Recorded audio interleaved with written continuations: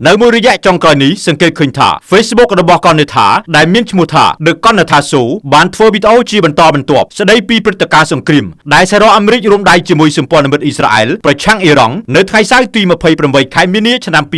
2026នៅក្នុងវីដេអូជាបន្តបន្ទាប់របស់ The កននេថា Show ស្ដីពីសង្គ្រាមអ៊ីរ៉ង់ដែលបានបន្តឈានចូលដល់ថ្ងៃទី13គិតត្រឹមថ្ងៃប្រហ័សទី12ខែមីនាឆ្នាំ2026នេះនិងដែលកំពុងបន្តរីករាលដាលពេញតំបន់មជ្ឈិមបូព៌ាមានបងប្អូនខ្មែរអ៊ីស្លាមយ៉ាងច្រើនចូលទៅបញ្ចេញមតិឆ្លើយតបទៅនឹងវីដេអូរបស់នាងដោយនាងបានអះអាងថាមានបងប្អូនខ្មែរអ៊ីស្លាមខ្លះបានគំរាមកំហែងដល់អាយុជីវិតរបស់នាងទាក់ទិនបញ្ហាដ៏ក្តៅកគង់នេះសម្ដេចតេជោហ៊ុនសែនប្រធានព្រឹទ្ធសភាកម្ពុជាបានសរសេរបង្ហោះលើគណនី Facebook ផ្លូវការរបស់សម្ដេចរសៀលថ្ងៃពុធទី11ខែមីនាឆ្នាំ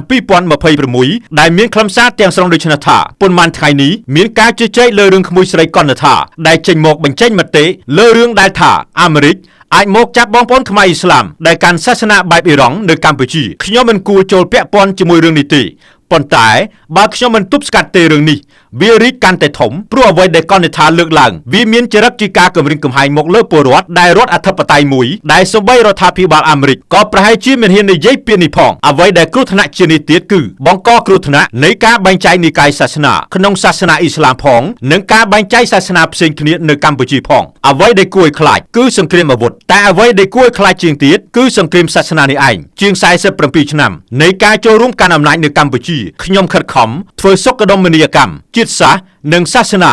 ដែលធ្វើឲ្យគ្មានចំនួនជាតិសាសន៍និងសាសនានៅកម្ពុជានោះឡើយជាការកត់សម្គាល់នៅល្ងាចថ្ងៃពុធដដែលពលគឺនៅម៉ោងប្រហែល5ល្ងាចFacebook page ដែលមានឈ្មោះថា The កននេថា Show របស់កននេថាបានបង្ហោះចែករំលែកសំណេររបស់សម្ដេចតេជោហ៊ុនសែនអមដោយសំណេរឆ្លើយតបដែលមានខ្លឹមសារដើមទាំងស្រុងដូចខាងក្រោមខ្ញុំសូមអរគុណទៅដល់លោកអ៊ំសម្ដេចតេជោចំពោះការព្រួយបារម្ភអំពីបញ្ហានេះនិងក៏សូមអរគុណចំពោះការដឹកនាំដ៏រឹងមាំរបស់លោកអ៊ំសម្ដេចតេជោផងដែរក្រោមការដឹកនាំរបស់លោកអ៊ំសម្ដេចប្រទេសកម្ពុជាមានស្ថិរភាពអស់រយៈពេល47ឆ្នាំដោយមិនមានចំនួនសាសនាអ្វីឡើយថ្មីនេះមានបុគ្គលជ្រុលនិយមមួយចំនួនបានគំរាមកំហែងដល់អាយុជីវិតរបស់ខ្ញុំមានអារម្មណ៍ថាមានមនុស្សខ្លះនៅកម្ពុជាពួកគេបានធ្វើជ្រុលពេកទាំងដែលពីដើមហេតុមកខ្ញុំគ្រាន់តែផ្សព្វផ្សាយព័ត៌មានពីសង្គ្រាមនៅអ៊ីរ៉ង់ធម្មតាសោះពួកគេក៏បែរជាមកគំរាមកំហែងដល់អាយុជីវិតរបស់ខ្ញុំទៅវិញសហរដ្ឋអាមេរិកមិនអាចចាប់ខ្លួនបុគ្គលណាម្នាក់ដោយមិនមានការសុំអនុញ្ញាតពីរដ្ឋាភិបាលកម្ពុជាឡើយសហរដ្ឋអាមេរិកមិនអាចរំលោភលើអធិបតេយ្យភាពរបស់កម្ពុជាបានទេ